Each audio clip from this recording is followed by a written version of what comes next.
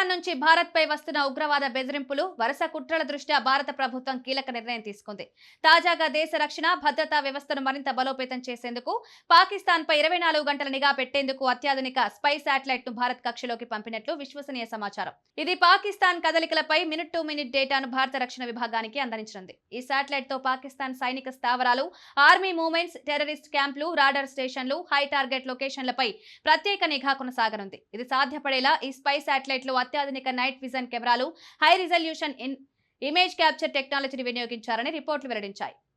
అతి చిన్న కదలికలను కూడా గుర్తించే మైక్రో స్కేల్ ఇమేజింగ్ సిస్టమ్, ఉగ్రవాద శిబిరాల గూఢచర్యానికి వీలైన థర్మల్ మ్యాపింగ్, ఉగ్ర గూఢచారుల సమాచారం కోసం రోజు 10 సార్లు పైగా పాకిస్తాన్ పై మానిటరింగ్, సర్జికల్ స్ట్రైక్స్ వంటి ప్రెసిషన్ మిషన్లకు ముందస్తు సమాచారంగా ఉపయోగపడే హై క్లారిటీ ఫుటేజ్. ఈ శాటిలైట్ డేటాను రియల్ లైఫ్ లో డిఆర్డీఓ, ఇస్రో, ఎన్ఐఏ వంటి కీలక సంస్థలకు ట్రాన్స్మిట్ చేయనుంది. దీంతో ఏదైనా గూఢచార్యం, దాడి, సరిహద్దు ఉల్లంఘనలపై ముందుగానే సమాచారం సేకరించేందుకు ఇది గట్టి ఆయుధంగా మారబోతోంది.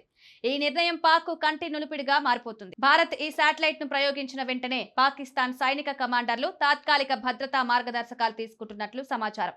పాక్ పై 24/7 నిఘా కొనసాగించడం అంటే కేవలం ఒక టెక్నాలజికల్ అడ్వాన్స్మెంట్ మాత్రమే కాదు, దేశ భద్రతకు ముందస్తు చర్య కూడా. ఇది భారతదేశ భద్రతను ప్రపంచ స్థాయిలో కొత్త పుంతలు తొక్కించేలా చేస్తుందని నిపుణులు అంచనా వేస్తున్నారు.